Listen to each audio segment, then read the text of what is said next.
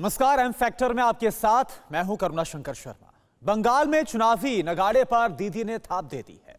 TMC ने बंगाल फतेह के लिए 291 कैंडिडेट्स मैदान में उतार दिए हैं। ममता की बंग युद्ध वॉरियर टीम में कई स्टार चेहरे हैं।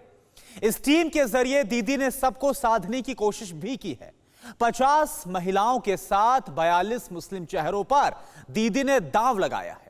खास बात यह है कि दीदी ने लिस्ट जुम्मे रोज पर जारी की है। ऐसा इसलिए क्योंकि दीदी जुम्मे को लकी मानती है। आज तक जुम्मे के दिन ही दीदी लिस्ट जारी करती रही हैं। ममता का यह बंगाल विजय फॉर्मूला आखिर कितना हिट रहेगा, यह वक्त ही बताएगा। लेकिन बंगाली मुसलमान इस प्रयोग को कैसे देखते हैं? क्या दीदी ने जो दरिया दिली मुस्लिम कैंडिडेट्स पर दिखाई है, उससे बंगाली मुसलमान का मूड मीटर बदला? इसका जवाब आज आपको एम फैक्टर के 59वें एपिसोड में मिलेगा। देखिए आप।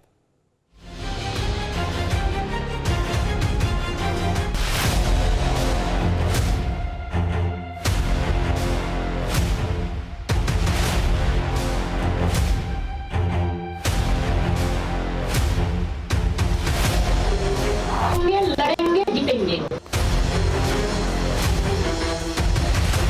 पूरब में सियासी अवलॉन्च, दीदी की टीम 291 लॉन्च।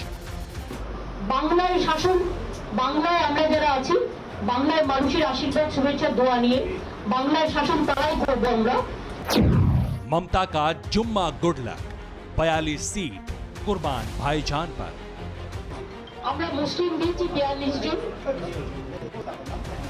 আমরা শিডিউল কাস্টের অ্যাকচুয়াল রিজাল্ট ছিল 68 জন, কিন্তু আমরা পেয়েছি 79 জন। बैटल ऑफ बंगाल में दीदी तेरा दांव तूफानी। दिन मुकर्रर था, घड़ी तय थी। जुम्मा दीदी को जमता है। जुम्मे को दीदी लकी डे मानती है।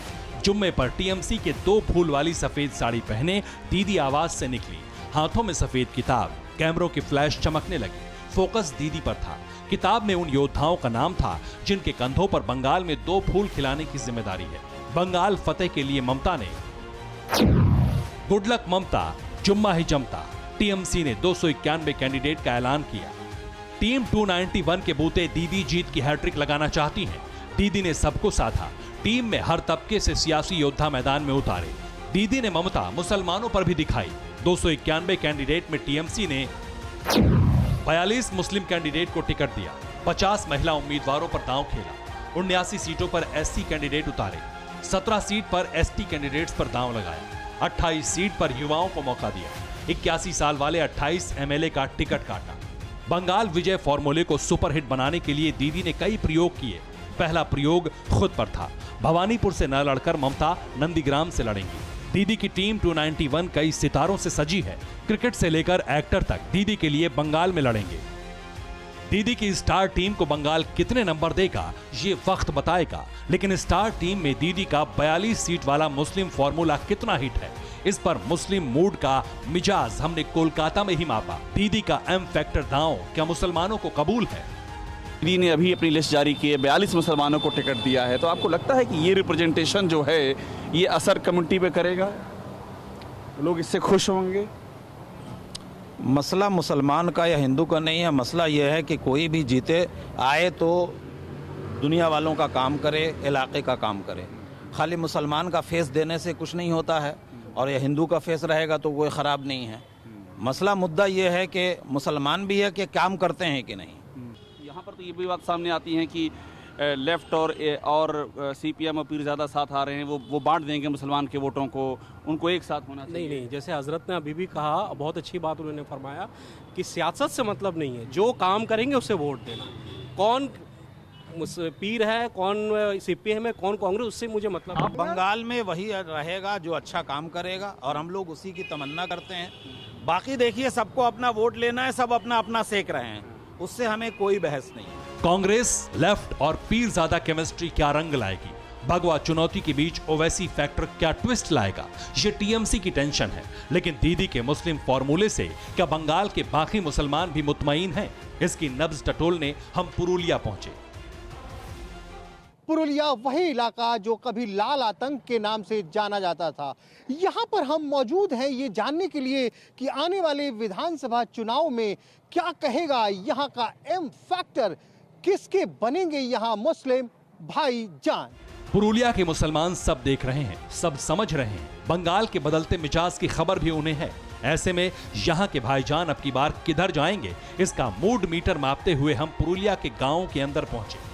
मतदाताओं के मन की थाह लेने के लिए इस वक्त हम पुरुलिया विधानसभा क्षेत्र के ग्रामीण इलाकों में हैं। जी हाँ, अगर आपको जमीनी हकीकत समझनी है तो सड़क की शहरों से होकर गांव की पगडंडियों तक पहुंचना होगा और इस वक्त हम इन्हीं पगडंडियों से होते हुए पुरुलिया विधानसभा के चेपड़ा गांव में पहुंच चुके हैं। बात करेंगे यहाँ के लोगों से। चुनावी माहौल अच्छा ही चल रहा है, मोदी जी का चल रहा है। मोदी जी का चल रहा है? मोदी जी का, जी हाँ। गाड़ी बंद कीजिए। आप शेख रशीद साहब हैं। हाँ आप कह रहे हैं मोदी जी का चल रहा है। जी। आप लोग किसको चाहते हैं? आप लोग? हम लोग मोदी के चाहते हैं। क्यों ऐसा क्यों? काम अच्छा करता है। इन लोग इससे पहले देखिए टीएमसी आए थे, इससे पहले सीपीएम आए थे, उन लोग कुछ नहीं दिया हम लोग को। हम लोग को कल यूज किया, थोड़ा यूज कर लिया, बस फेंक दिया, कुछ नहीं मिला हम लोग को। अरे ये मोदी का जो पार्टी है ये सबका साथ सबका विकास लेके चल रहा है। आपको लगता है कि उससे वो आपको यूज नहीं करेंगे? नहीं लगता। ऐसा क्यों लगता है कि वो आपको यूज नहीं करेंगे? काहे नहीं करेंगे? देखिए लॉकडाउन हम लोग भूखे मरते हैं। उस टाइम मंथली एक आदमी का माथा पीछे पर 5 किलो का चावल भेजा। तो ये मोदी जी ने भेजा कि ममता जी? मोदी जी ने भेजा 5 किलो का चावल। 5 किलो का चावल हम लोग को मिला। उसमें तो लिखा नहीं है ये मुस्लिम का है, ये हिंदू का है। अच्छा देखिए और पकड़िए, ये हर महीना रुपया भी मिला। किसको मिला रुपया? रुपया हर घर को मिला। 500 रुपया महिलाओं को मिला? महिला को मिला। घर भी मिला, हर आदमी को घर भी मिला। मोदी जी के नेतृत्व में यहाँ घर ज्यादा हुआ। ऐसे मुसलमान हिंदू का कोई ज्यादा आदमी लोग बक रहा है कुछ, लेकिन हम लोग तो सोच रहे हैं कि भेदभाव तो नहीं है। ये महीना में कम से कम तो 25 गो घर मुस्लिमों को मिला। अगर ऐसा होता तो मुस्लिम को थोड़े ही, अगर उस बांट में देता तो मुस्लिम को तो नहीं मिलता। अभी हम लोग अभी तक मट्टी के घर में अभी तक पड़ा रहा, घर नहीं मिला। वो बोला एक करा एक। अभी सोचिए वोट का मैं नज़दीक आ गया, अभी ऐलान कर दिया 10 ठो ऐलान कर दिया। स्वास्थ्य साथी ये वो अच्छा, ममता दीदी ने अभी स्वास्थ्य साथी वगैरह बोला तो 5 लाख का देंगे। इससे पहले हम लोग का मिला था, एक पैसा नहीं मिला। हॉस्पिटल गया तो तुम्हारा कार्ड में पैसा नहीं है, बताइए हम लोग कहाँ जाएंगे? इससे हम लोग एक तो लड़का बीमार था, कार्ड लेके गया, बोला इससे पैसा नहीं है। तो मैं मानूं कि रशीद साहब मोदी जी के भाईजान हैं? हाँ, मोदी जी के भाईजान बनेंगे? मोदी जी के भाईजान। डर नहीं लगता आपको? नहीं, मोदी जी का साथ रहेंगे, जो भी होगा हो जाएगा, लेकिन मोदी का साथ रहेंगे। चलिए आगे ही चल रहे हैं चेपड़ा गांव में। पुरुलिया जहां कभी लेफ्ट का लाल झंडा लहराता था, आज वहां शेख रशीद और अली हक जैसे मुसलमान प्रधानमंत्री नरेंद्र मोदी के मुरीद हैं। हालांकि पुरुलिया विधानसभा सीट पर अभी कांग्रेस का कब्जा है। 2016 विधानसभा चुनाव में कांग्रेस को यहां 44% वोट मिले थे, टीएमसी को 41% और बीजेपी को महज 7% वोट हासिल हुए थे। लेकिन 5 साल बाद यहां के मुस्लिम मन पर नरेंद्र मोदी छाए हुए हैं। और बताइए चुनाव में किसकी गाड़ी चलेगी? तो बीजेपी की चल रही है। नाम क्या बता रहे हैं? इम्तियाज। बीजेपी की चलेगी? ऐसा क्यों इम्तियाज भाई? उसी का राज है तो क्या करें हम। ममता दीदी से क्या नाराजगी हो गई भाई? नाराजगी कुछ नहीं, लेकिन कुछ काम नहीं किया इसलिए। प्रधानमंत्री मोदी और उनकी रीति नीति पर मुसलमानों के बढ़ते इसी भरोसे को देखकर दीदी भी घबराई हुई हैं। बंगाल में कभी एक दूसरे की कट्टर दुश्मन रही कांग्रेस और लेफ्ट गठबंधन कर वजूद बचाने में जुटी। इन पार्टियों को डर ये भी है कि कहीं पिछले लोकसभा चुनाव की तरह पुरुलिया में विधानसभा चुनाव में भी भगवा पार्टी बाजी न मार ले। 2019 के लोकसभा चुनाव में बीजेपी को यहां 50% वोट मिला था, वहीं टीएमसी को 34% और कांग्रेस को महज 6% वोट हासिल हुआ था। तो क्या पुरुलिया में इस बार विधानसभा चुनाव में भी घर घर मोदी लहर चलेगी? आपकी नज़र में इस गांव में कोई सरकारी पैसे से घर वर मिल रहा है लोगों को? हाँ मिल तो रहा है सर, हैं? मिल तो रहा है अभी। आपके आसपास किसी को मिला है? हाँ हम लोग आस पास में मिला 4-5 गो। कौन से जाति संप्रदाय से हैं? सब मुसलमानों को मिला। मुसलमानों को मिला है? हाँ सब कुछ हिंदू मुसलमान सबको कुछ मिला के अच्छा, घर द्वार मिला। क्या लग रहा है? ममता दीदी तो बढ़िया कर रही हैं। बढ़िया तो ममता दीदी ने किया, अभी ममता का तो इसका बीजेपी का अंचल चल रहा है यहाँ गांव में, उसी का जो संविधान में अभी घर द्वार सबको पब्लिक को मिला भी, लॉकडाउन में भी पैसा कौड़ी भी लॉकडाउन में खिलाया पिलाया भी आदमी को, वो भी मदद भी किया बहुत कुछ ऐसा बात। कौन मदद किया? मोदी जी ने अभी। क्या आपको घर मिला है? हाँ देखिए वो घर जो बन रहा है वही घर मेरा है। किस चीज से मिला? कौन कौन दिया? ये तो भाई आप केंद्र सरकार या राज्य सरकार की तरफ से? ममता दीदी की तरफ से या मोदी जी की तरफ से? मोदी जी के तरफ से मिला है। अच्छा अच्छा, तो जो मोदी जी की तरफ से आपको मिला है जी, तो अब चुनाव में किसको भाईजान बनाएंगे? मोदी जी को या फिर मोदी जी को ही बनाएंगे। मोदी जी को भाईजान बनाएंगे? क्या नाम बताया था आपने? अमन अहमद जान। अहमद जान साहब कह रहे हैं कि मोदी जी को ही भाई साहब बनाएंगे। ये बता रहे हैं कि इन्हें घर मिला है, तो शायद जमीन तक यहाँ पे कुछ योजनाएं पहुंची हैं, उसका लाभ शायद बीजेपी को मिल रहा है। यहाँ पे अभी जिन तमाम लोगों से मैंने बात की, चेपड़ा गांव है ये, पुरुलिया से तकरीबन 3-4 या 5 किलोमीटर की दूरी होगी। मुख्य सड़क से अंदर आना पड़ता है तकरीबन 1-1.5 किलोमीटर। तो यहाँ पे हम पहुंचे हैं और यहाँ तमाम लोगों से बात कर रहे हैं। चलेंगे और लोगों से भी बात करेंगे, अंदर चलते हैं।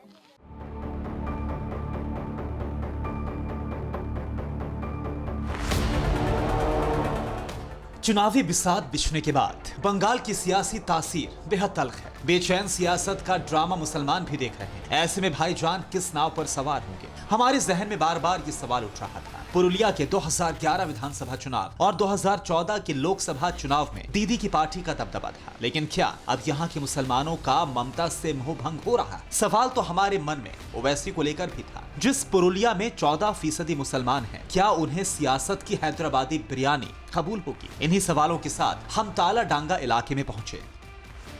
इस वक्त हम पुरुलिया में मौजूद हैं। इस जगह का नाम जो इन्होंने बताया कालडंगा, आगे जाकर कसाई मोहल्ला है। इस इलाके में मुस्लिम आबादी अधिक है। हाँ आबादी है, मुस्लिम आबादी ज्यादा है। मुस्लिम आबादी पूरा है। अच्छा, बताइए क्या लग रहा है? माहौल तो बना हुआ पूरा तो ठीक है, बहुत अच्छा है, गर्म है। किसका माहौल चल रहा है? हाँ माहौल किसका चल रहा है? ममता बनर्जी का। ममता बनर्जी का। सब कुछ ठीक है, सब बढ़िया है। हाँ अच्छा है सब काम वाम। अच्छा ये बताइए, सियासत शुरू हो गई है, अब हैदराबाद से लोग आ रहे हैं आप लोगों को लुभाने। आने दीजिए उनको, वो अपना काम से आएंगे, हम अपना काम करेंगे। ओवैसी को जानते हैं? हाँ हाँ, कैसे लगते हैं आपको? वो भी ठीक है, अपना जगह पर वो ठीक है, यहाँ इनके जगह पर यहाँ ठीक है। नहीं तो जब दोनों एक जगह पे बंगाल में आके वोट मांगेंगे, ओवैसी भी मांगेंगी, ममता भी मांगेंगी और मोदी भी मांगेंगे, तब किधर? पहले तो दीदी को देंगे, उसके बाद कोई को देखेंगे। ओवैसी की पतंग नहीं उड़ेगी यहाँ? नहीं नहीं। और मोदी जी जो कह रहे हैं कि मुसलमान हमारे साइलेंट वोटर हैं, क्या लग रहा है कि कहते हैं कि चुपचाप हमें वोट कर जाते हैं? वो देने वाला तो देने वाला देवे करेगा, जिसको जो इसको पसंद है वो उसको देगा ही। ये जो एक बात की जा रही है बीजेपी वालों की तरफ से कि मुसलमान संप्रदाय में भी हमारे लोग हैं जो आते हैं और चुपचाप कमल छाप करके चले जाते हैं। हाँ ऐसे हो सकता है। नहीं, मैं खास करके मुसलमानों में पूछ रहा हूँ। मुसलमानों के अंदर में भी है, बीजेपी को चाहने वाले हैं। हाँ है, तो वो सब तो बताना मुश्किल है कि किसके दिल में क्या है नहीं है, मगर है।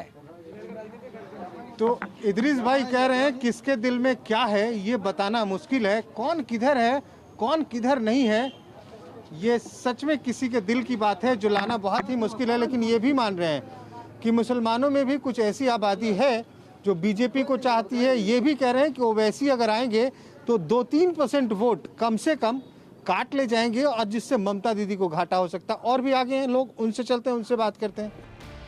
पुरुलिया की मोहम्मद इर्दीस जैसे भाईजान ने कैमरे पर कबूला कि बंगाल में ओवैसी फैक्टर से नुकसान दीदी को होगा। तो क्या पुरुलिया में इस बार दीदी के गेम चेंजर माने जाने वाले मुस्लिम वोटरों पर दादा का जादू चलेगा? चुनाव का क्या माहौल? चुनाव का माहौल दीदी छोड़ के यहाँ बात नहीं, कोई नहीं, कोई नहीं। हम लोग दीदी छोड़ के छड़ेंगे ही नहीं। और जो आ रहे हैं हैदराबाद वाले भैया, वो आने दीजिए ना, आएगा चला जाएगा। उसमें कोई फर्क नहीं पड़ेगा। उसको वोट नहीं मिलेगा मिलेगा, जो नहीं जलता वो दे देगा। तो हो गया, खेल हो जाएगा फिर। कुछ नहीं होगा, दीदी दीदी है, ये पक्का बात। तो हैदराबाद वाला भैया वोट ले गया तो खेल हो ना, जाएगा। हैदराबाद में कौन पहचानता है उसको, यहाँ कोई पहचानता है? अरे बिहार में भी कोई नहीं पहचानता था, 5 सीट जीत गया। जीत गया ना, यहाँ पर नील हो जाएगा उसका, हैं? नील। आप तो बगल में हैं बिहार झारखंड के। कहा है, हैं? कोई फर्क नहीं, कोई फर्क नहीं दीदी है। दीदी है, दीदी दीदी है एकदम और पक्का। दादा के बारे में क्या सोचते हैं? दादा दादा को पहचानते हैं? दादा को पहचानते हैं? अरे बाप, दादा तो बर्बाद कर दिया हम लोग को। कौन दादा? मुझे दादा। ओ पहचान गया। जो आपस में टीएमसी बीजेपी वाला बम बारूद कर रहा है, देखिए वो सब यहाँ पर नहीं चलता, यहाँ पर सब बराबर है। यहाँ पर जो वोट होता है ना, सब बराबर शांति से वोट होता तो खलील चाचा किसके भाईजान? है। हम ही खरीद लेते हैं। हाँ, तो किसके भाईजान? हम दीदी के दादा के भैया के? दीदी का है, दीदी ओ, तो खलील चाचा बोल रहे हैं साहब साहब कि भैया दीदी के भाईजान। आगे चलिए बात करेंगे। पुरुलिया में अब तक की पड़ताल में यह साफ हो गया कि वोट के नाम पर यहाँ के भाईजान दीदी और दादा के बीच बटे हुए हैं। ओवैसी यहाँ कोई फैक्टर नहीं है, लेकिन पुरुलिया में ही जब हमने वोटों के इस बंटवारे का सवाल कुछ और साइलेंट वोटरों के सामने उठाया तो जवाब सुनकर हम भी थोड़ी देर के लिए साइलेंट रह गए। इस बार किसको आप लोग चमकाएंगे हीरे की तरह से? कोयले की खान से कौन निकलेगा? तो उसका बात अलग है। अब वोट कौन किसको देगा, अपना तो बोलने से होगा नहीं, घर में तो परिवार है। तो अब तो एक माहौल तो बन गया होगा ना? माहौल का कोई छुड़ा वाला नहीं, बीवी बाप का बात नहीं सुनता है, बात करने का सुनेगा, हम लोग का बातें ही नहीं सुनता है। मतलब आप ये कह रहे हैं कि पत्नी पति का बात नहीं सुनेगा? नहीं सुनेगा, हाँ। वो अपना मर्जी से जिसको देगा देगा, कोई हम लोग का जोर जुलूम नहीं है। तो बीजेपी वाले भी यही कहते हैं कि मुस्लिम महिलाएं हमें वोट दे देती हैं, आप भी वही कह रहे हैं क्या? जरूर देगा, काहे नहीं देगा, अच्छा बात बोला, जिसको जिसका दिल में चाहेगा वही को देगा। साइलेंट वोटर हैं, चुपचाप आके वोट करते हैं। दीदी कहती है मुसलमान मेरे वोटर हैं। ओवैसी साहब तो वो तो मजहब के नाम पे तकरीरें करेंगे। अभी का जो राजनीति जो है ना, धर्म का राजनीति है। अच्छा, सब कोई धर्म का राजनीति कर रहा है। सब हिंदू मुस्लिम के ये धर्म का राजनीति चल रहा है अभी। शेख जहांगीर साहब थे, इनकी पैदाइश स्वतंत्रता से पहले की है, बता रहे हैं सन 42 के हैं, और ये कह रहे हैं कि आज के ज़माने में चाहे कोई भी हो, हम हो आप हो, तमाम सियासी पार्टियां वो धर्म की राजनीति करती है, कोई हिंदू की राजनीति, कोई मुस्लिम की राजनीति। तो एम फैक्टर का पुरुलिया का सफ़र यहीं तक, अगले एपिसोड में कहीं और मुलाकात होगी। लेकिन जाते जाते बस इतना ही कहूँगा कि तुमसे पहले जो तख्ता नशी था उसको भी अपने खुदा होने का इतना ही यकीन था।